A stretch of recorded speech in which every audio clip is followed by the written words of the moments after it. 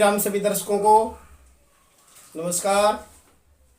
हम पहुंचे हैं हिंदू धर्म रक्षा सभा के कार्यालय में कुलदीप जी के पास एक बार फिर सवाल लेकर। और सबसे पहले मैं राष्ट्रीय युवा दिवस की सभी देशवासियों को शुभकामनाएं देता हूं। हाँ जी कुलदीप जी। जय श्री राम। सभी देशवासियों को राष्ट्रीय युवा दिवस की बहुत बहुत शुभकामनाएं। कुलदीप जी, हमारा पहला सवाल है कि राष्ट्रीय युवा दिवस पर आप समाज को क्या संदेश देना चाहेंगे? राष्ट्रीय युवा दिवस पर मैं सिर्फ यही संदेश देना चाहता हूं कि स्वामी विवेकानंद जी के पद चिन्हों पर हर युवा को चलना चाहिए। वो एक युवाओं के आदर्श हैं। वो अगर हर युवा उनको अपना आदर्श मानकर चले तो अपने जीवन में हर सफलता को प्राप्त कर सकता है। तो कुलदीप जी, मैंने भी सुना है बचपन से, और जब गुरु गोविंद सिंह जी के बच्चे चारों शहीद हो गए थे तो उस टाइम बाल दिवस 26 दिसंबर को मनाया जाता था। अब 14 नवंबर को मनाया जाता है। तो इसमें मतलब ये क्यों बदला गया और इसके बारे में आप क्या कहना चाहोगे? मैं इसके लिए प्रधानमंत्री जी को बार बार नमन करता हूं और उनका धन्यवाद करता हूं कि इस फैसले को भले ही उन्होंने थोड़ी देरी से लिया, लेकिन लिया। ये तो बहुत पहले हो जाना चाहिए था। ये थोड़ा सा लेट कर गए।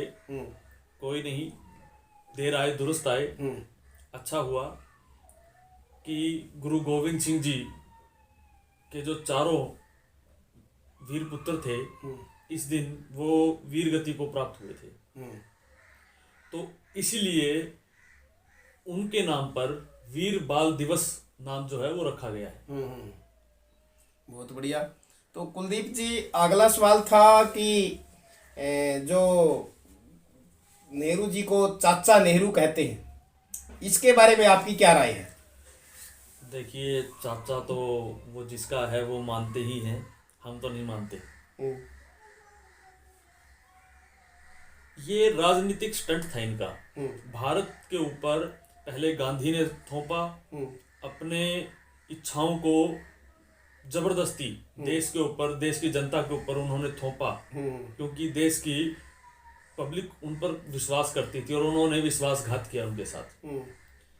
फिर उसका लाभ उठाया, राजनीतिक लाभ, पैसे के कारण नेहरू ने नेताजी सुभाष चंद्र बोस को पार्टी से निकलवाया, उनको नजरबंद करवाया। भगत सिंह, राजगुरु, सुखदेव को फांसी पर लटकवाने वाले मुखबरी करके ये व्यक्ति थे। चंद्रशेखर आजाद की मुखबरी करके उनको भी पकड़वाने वाले और मरवाने वाले यही व्यक्ति थे।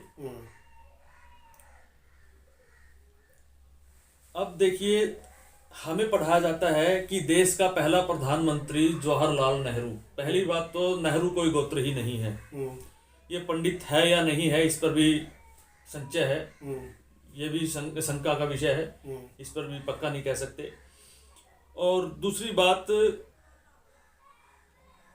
इसको चाचा कहा जाता है और गांधी को राष्ट्रपिता कहा जाता है, जबकि अगर पहली बात तो राष्ट्र का कोई पिता हो नहीं सकता।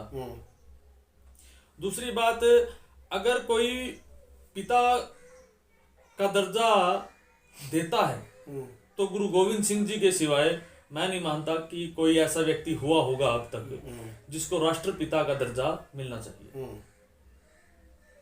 ठीक जी।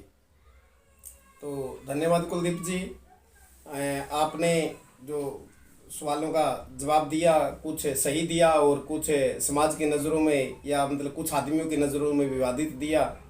उसके लिए मैं कुलदीप जी का धन्यवाद करता हूं जो भी सवाल दिया। और एच भारत न्यूज़ देखने वाले सभी दर्शकों को मैं फिर से धन्यवाद करता हूं। राष्ट्रीय युवा दिवस की शुभकामनाएं देता हूं। बहुत बढ़िया कुलदीप जी, इजाज़त दो हमें भी। जय श्री राम।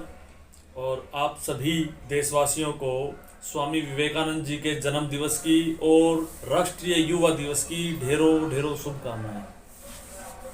नमस्कार जी।